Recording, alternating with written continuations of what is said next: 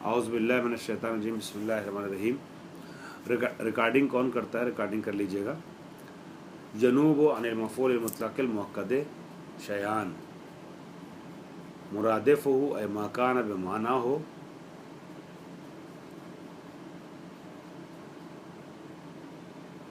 नहवो कुम तो वक़ूफ़न।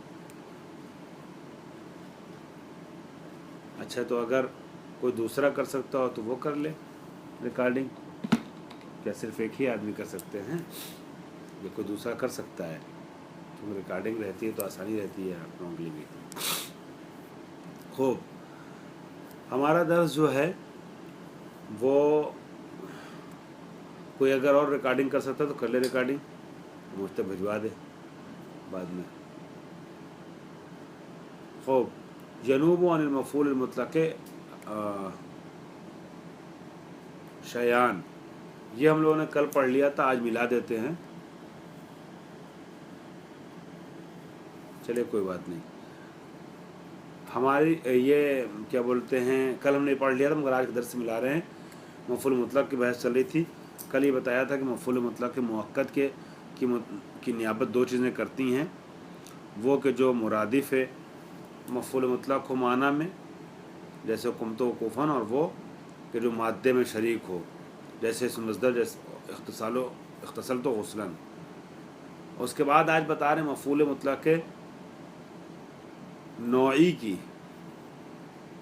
यही कहें मफ़ूल मुतलक़ के मुबय्यिन, इसकी भी नियाबत करती हैं 7 चीज़ें। बताया था मफ़ूल मुतलक़ जो है वो 2 तरीके का होता है। या मफ़ूल मुतलक़ ताकीदी होता है, या मफ़ूल मुतलक़ मुबय्यिन होता है, बयान के लिए आता है। और जो मफ़ूल मुतलक़ मुबय्यिन होता है वो 2 तरीक़ों का होता है, या बयान आदत करता है या बयान नौ करता है। तो जो मफ़ूल मुतलक़ मुबय्यिन है उसकी नियाबत 7 चीज़ें करती हैं। सबसे पहले नंबर 1, कुल और बाज़।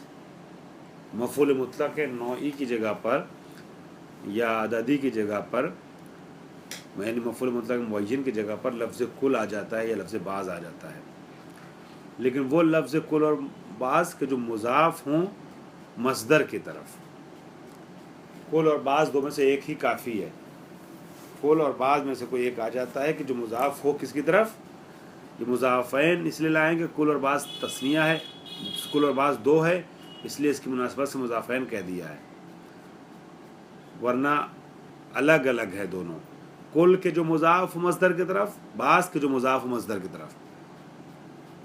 ठीक, और ऐसे कर सकते हैं तर्जुमा, कुल और बाज़ के जो मुज़ाफ़ होते हैं मस्दर की तरफ। तो ये जो कुल और बाज़ मस्दर के मुज़ाफ़ हैं, ये नियाबत करते हैं मफ़ूल मुतलक़ मुबय्यिन की। मफ़ूल मुतलक़ मुबय्यिन तो पता है ना आप सबको। खूब, वो कि जो बयान नौ करे या बयान आदत करे, आदत को बयान करे या नौ को बयान करे, उसे मफ़ूल मुतलक़ मुबय्यिन कहते हैं। हाँ, अददी और नौई, अहसन। तो ये 7 चीज़ें इस मफ़ूल की नियाबत करती है। नंबर 1, कुल और बाज़ बता दिया गया, उसकी मिसाल देख लीजिए। जद्दत तालिबो कुल्लल जिद, जद का जो मज़दर आएगा वो जिद्दन आएगा। जद्दत तालिबो जिद्दन, यानी तालिब इल्म ने कोशिश की, कोशिश करने के तरीके से। जद्दत तालिबो जिद्दन, अगर जिद्दन होता तो उसे आप मफ़ूल मुतलक़ कहते, लेकिन यहाँ मफ़ूल मुतलक़ नहीं आया है, डायरेक्ट कुल्लल जिद आ गया है। कुल मुज़ाफ़ हुआ है इस जिद की तरफ, मज़दर की तरफ, तो इसको कहेंगे कि कुल ने नियाबत की है जिद्दन की। हाँ अहसन, यानी ये मफ़ूल मुतलक़ है मगर नायब है मफ़ूल मुतलक़ का, वाक़ईन मफ़ूल मुतलक़ नहीं है। तो अगर तरकीब आप करें तो हो सकता है तरकीब करते मुसामहतन आप कह दें कि जद्दा फ़ेल, अत्तालिबु फ़ाइल, कुल मुज़ाफ़, अलजिद मुज़ाफ़ इलैह, और कुल्लल जिद मफ़ूल मुतलक़ है। मगर हकीकत में अगर देखा जाए तरकीब जब की जाएगी, सही तरकीब, दक़ीक़ तरकीब, तो कहा जाएगा नायब है। हाँ अहसन, नायब मफ़ूल मुतलक़ है ये। हो, तालिब इल्म ने कोशिश की, कोशिश करने की तरीके से, यानी अच्छी कोशिश की, पूरी वाली कोशिश की। कुल्लल जिद کے طریقے سے ترجمہ نہ کریں بلکہ یہ کہیں گے پوری والی کوشش کی. کون سی کوشش کی؟ کامل کوشش کی. کل الجد. تو یہ طریقے کی وہ ہو گئی نوعیت بیان ہو رہی اس میں. جد طالبو کل الجد. کون سی کوشش کی؟ آدھی ادھوری نہیں، پوری کوشش کی طالب علم نے. یا دوسری مثال ہے بعض والی. مالا بعض المیل. اس نے رغبت پیدا کی. مالا یعنی تمایل سے بنا ہے. تمایل یعنی رغبت پیدا کرنا، ادھر میل، تمایل یعنی ادھر رجحان پیدا کرنا. عربی میں مال کے معنی ہوتے ہیں، میل کے معنی ہوتے ہیں رغبت پیدا کرنے، کسی چیز طرف رجحان حاصل کرنا، توجہ کرنا.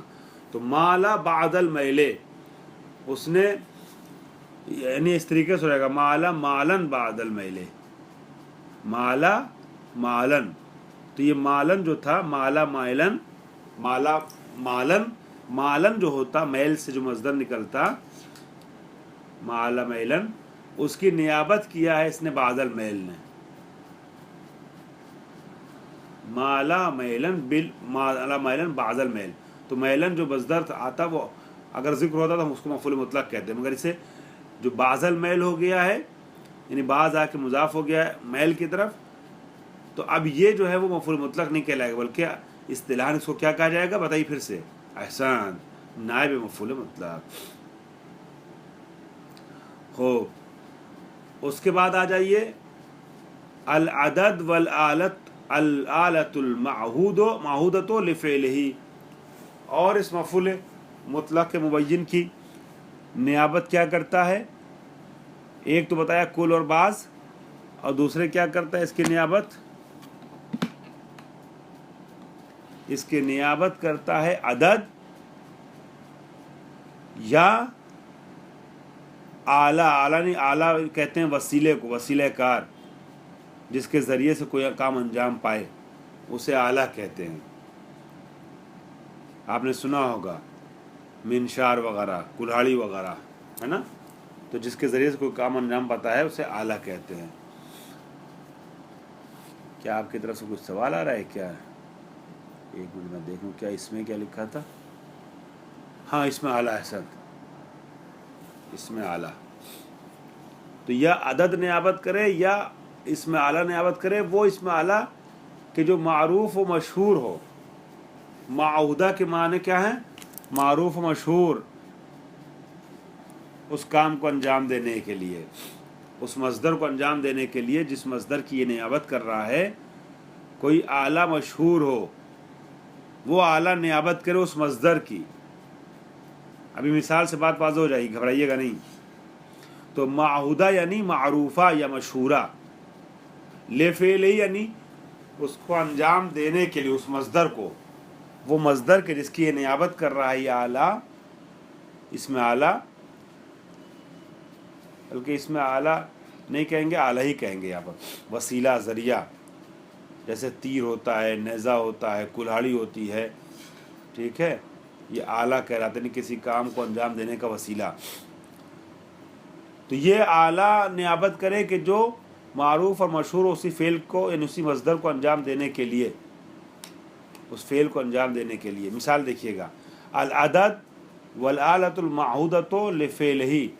نیابت کرے مفعول مطلق کے نوعی کی عدد اور وہ اعلیٰ کہ جو اس فعل کو انجام دینے کے لیے معروف ہے، مشہور ہے.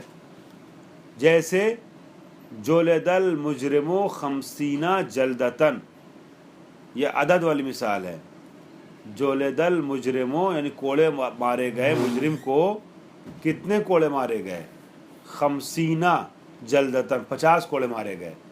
وہ اصل میں ایسے تھا جلد المجرم جلدن 50. ٹھیک ہے، جلد المجرم جلدن 50 جلدن ایسے تھا. لیکن یہ 50 جلدتن جو آ گیا، یہ اس نے جلدن کی کیا کی ہے؟ نیابت کی ہے. یعنی کوڑے مارے گئے. اب کوڑا مبہم میں کتنا کوڑا مارا گیا تو اس کو بیان کر رہا ہے یہ 50 جلدتن آ کر کے واضح کر رہا ہے. مبین اسی کو کہنا جو بیان کرے. تو یہ 50 جلدتن یہ نیابت کر رہا ہے جلدن کی. اگر صرف جلدن ہوتا جلد المجرمو جلدن 50 جلدن تو آپ اس کو کہتے ہیں جلدن کو کہ یہ مفعول مطلق ہے, مفعول مطلق نوعی, یا مفعول مطلق مبین کہیں, نوعی نہ کہیں, نوعی کہیں یعنی. اور اگر یہاں پر جلدن ہٹا کر کے آپ نے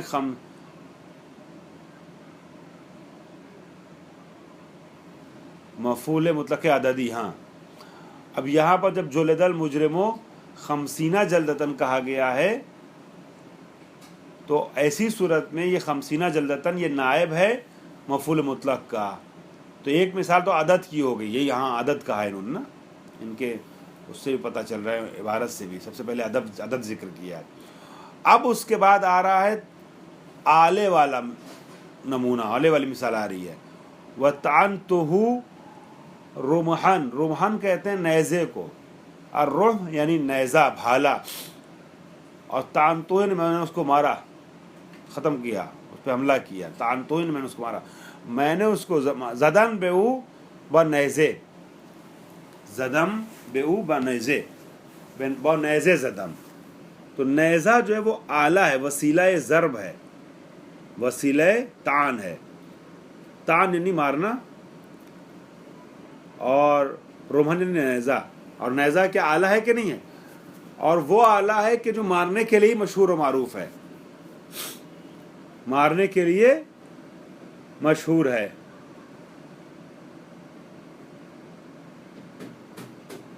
وہی انہوں نے فرمایا تھا وَالْآلَةُ الْمَعْهُودَةُ لِفِعْلِهِ, یہ جو فعل ہے اس کا طعنتُهُ, تو طعنتو کو استعمال کرتے کس کے ساتھ عام طور پہ؟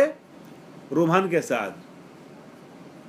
ہاں اس فعل کے لیے یہی مشہور ہے, یعنی طعنتو کے ساتھ یہی آلہ استعمال کیا جاتا ہے عام طور پہ. میں نے اس کو مارا تو کون والی مار ماری؟ نیزے والی مار ماری. وہی فرما رہے ہیں کہ الآلہ وہ آلہ کہ المعہودہ کہ جو معہود ہو, یعنی ذہن میں ہو, یعنی معروف ہو, مشہور ہو, یعنی اس آلے کو سننے کے بعد دماغ فوراً جائے کس کی طرف؟ لفعلہ, اس فعل کو انجام دینے کی طرف, کہ وہ والا فعل جو اسی آلے سے اپنا انجام دیا جاتا ہے. یعنی طعن جو ہوتا ہے, طعن جو ہے عام طور پہ کہے سے ہوتا ہے؟ نیزے سے ہوتا ہے. طعن والی مار جو ہے, طعنتہ والی مار جو ہے, یا طعن الرجل مثلا طعن الرجل زیدن, زید نے مارا, مرد نے مارا زید کو بالرمح, کہے سے مارا؟ بالرمح یعنی نیزے سے مارا. تو بالرمح کے بجائے آ گیا ہے رمحن. تو یہ رمحن جو ہے یہ نیابت کر رہا ہے کس کی؟ مفعول مطلق مبین کی ہو, یعنی طعنتہ طعنن رمحن, ایسے ہو سکتا تھا.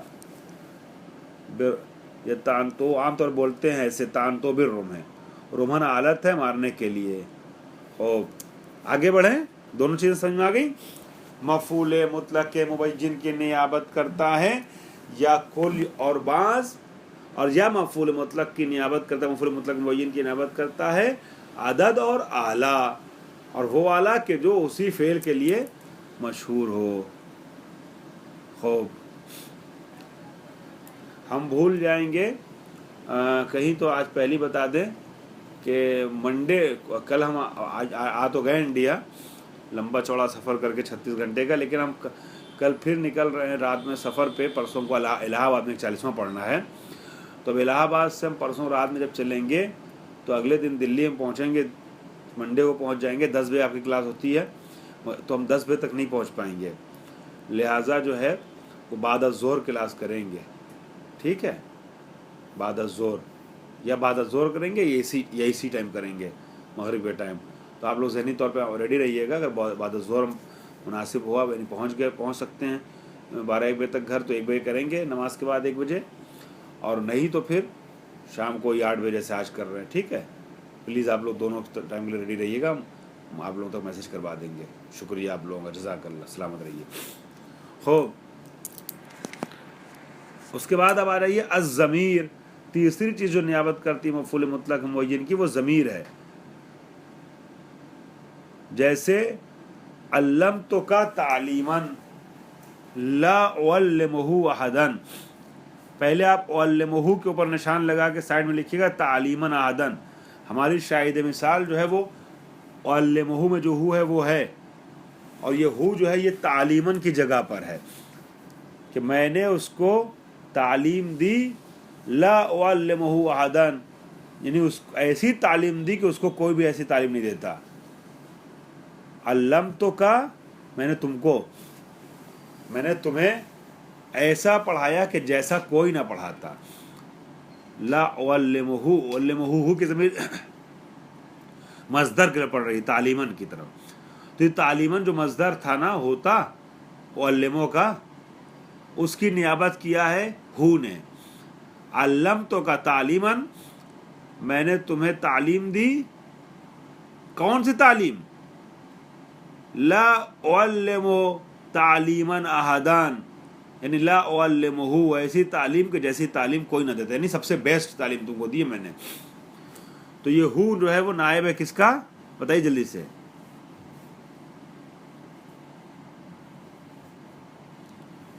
ہاں مفعول مطلق کا یعنی تعلیماً کا. احسنت. خواہش بتائیے.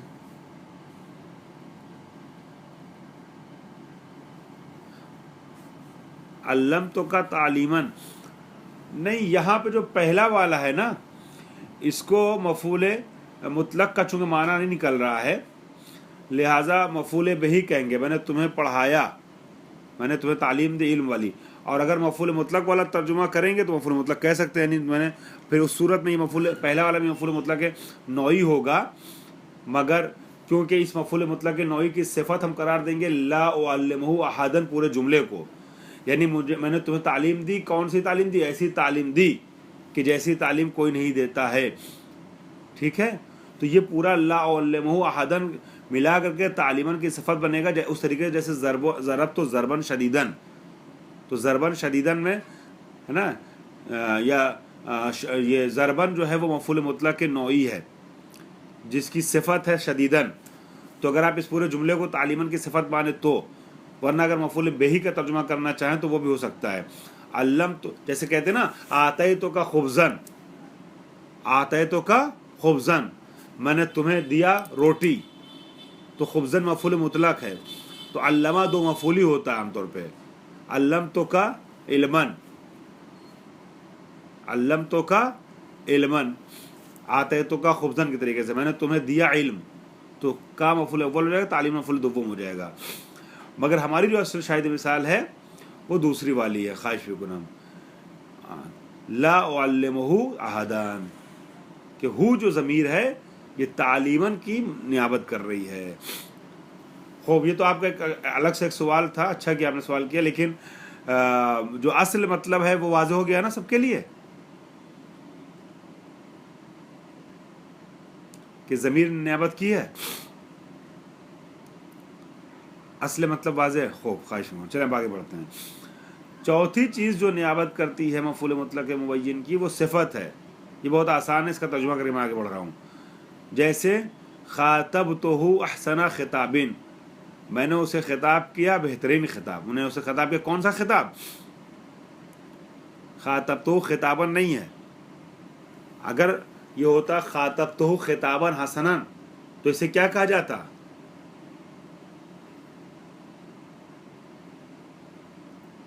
سب تک آواز پہنچ رہی نا؟ احسن، مفعول مطلق ہو جاتا. صحیح، مفعول مطلق کے نوعی ہوتا. حسناً صفت ہو جاتی اس کی خطاباً کی. خاطبتہ خطاباً حسناً یہ مفعول مطلق کے نوعی ہو جاتا خطاباً حسناً، لیکن ہے وہی معنی، عبارت بدل گئی. خطاباً حسناً کے بجائے احسن خطابن کہہ دیا. تو یہ احسن صفت ہے. تو یہ صفت نیابت کر رہی ہے مفعول مطلق کی، حالانکہ مضاف اس چیز کی طرف ہوئی ہے کہ جو خود مفعول مطلق واقع ہوتی. خوب، خاطب تو احسن خطابن احسن صفت ہے جس نے نیابت کی مفعول مطلق کی.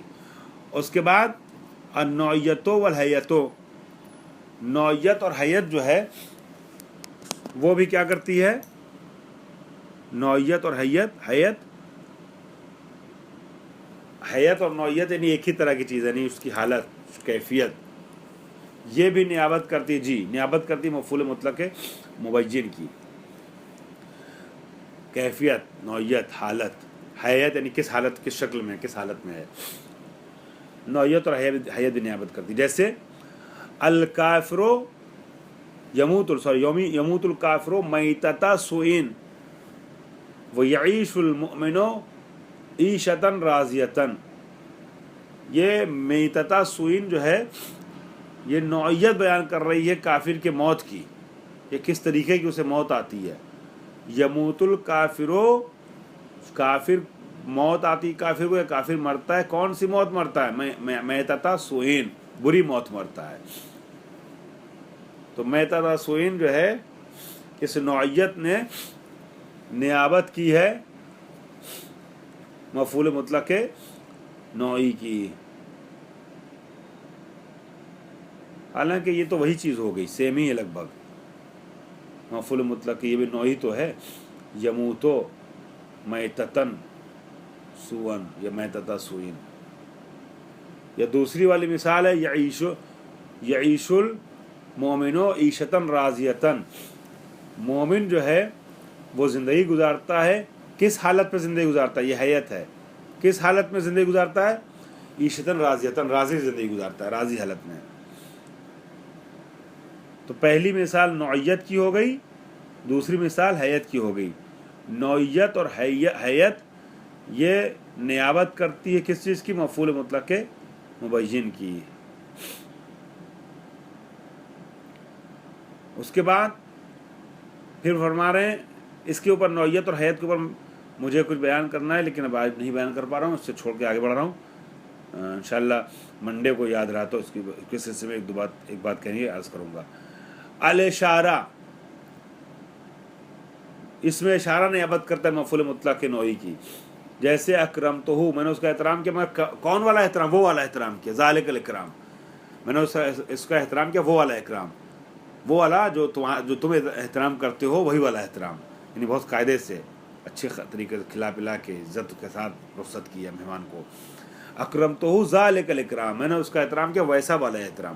تو ویسا والا جو طریقے کی نوعیت کو بیان کر رہا ہے اس میں اشارہ. تو اس میں اشارہ جو ہے وہ ہے مطلب اکرامن جیدن، اکرمتہ اکرامن جیدن کی نیابت کر رہا ہے. ذالک الاکرام، یہ ذالکہ بتا رہا ہے کہ اچھا والا احترام. یہ اس ٹائپ کا کوئی لفظ رکھنا پڑے گا دماغ میں. تو ذالکہ نائب ہے مفعول مطلق نوعی کا. اگر ذالکہ کی جگہ پہ ہم رکھنا چاہیں تو کیسے رکھیں گے؟ اکرمتہ اکرامن جیدن، میں نے اس کا احترام کیا، بہت اچھا والا احترام. ٹھیک ہے، مگر وہاں پر اکرمتہ اکرامن جیدن ہوتا تو مفعول مطلق ہو جاتا، وہ نہیں ہے. ذالک الاکرام ہے تو یہ نائب از مفعول مطلق ہے. ما اور ایو بھی نیابت کرتے ہیں. اس میں تھوڑا وقت لگے گا سمجھانے میں، اس لیے اس کو یہیں روک رہا ہوں. ٹھیک ہے، اب چونکہ طبیعت ٹھیک نہیں میری، لمبا سفر تھا، ایک دم وہ تاری میرے اوپر کیفیت جیٹ لیگ والی. جیٹ لیگ کہتے ہیں اس چیز کو جس میں انسان رات اور دن جب بالکل الگ ہو اور ایک جگہ سے دوسری جگہ جائے، تو عادت پڑی ہوئی تھی وہاں کے حساب سے سونے جاگنے کی، پھر یہاں کے حساب سے سونے جاگنے میں ایڈجسٹ کرنے میں ٹائم لگتا ہے. پھر وہ جو سفر کی تھکان وغیرہ ہوتی ہے اس کی وجہ سے دماغ ایک دم بوجھل رہتا ہے اور بہت سی چیزیں سمجھ میں نہیں آتی انسان کو. تو دھیرے دھیرے دو دن 3 دن 4 دن، کسی کو ہفتہ 10 دن لگ جاتا ہے جیٹ لیگ ختم ہونے میں.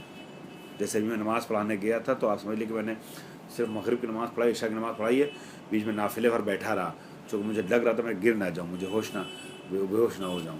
ایسی کیفیت تھی، آنکھیں بند ہوئی جا رہی تھیں. تو میں بس واجب نمازیں پڑھائی ہیں جماعت میں اور چلا آیا ہوں. لوگوں نے نافلے پڑھے ہیں، خود میں نے نافلہ بھی نہیں پڑھا، اتنی ہمت نہیں تھی. تو یہ جیٹ لیگ حاوی ہے. شکریہ آپ لوگوں کا.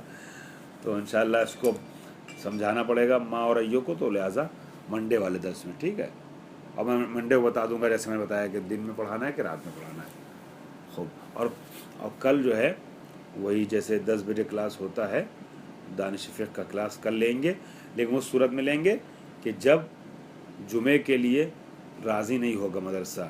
لیکن مدرسہ جمعے کے لیے راضی ہو گیا تو پھر کل کلاس نہیں ہوگا. پھر انشاءاللہ اگلے جمعے کو ایک ساتھ ہی کلاس لیں گے دونوں.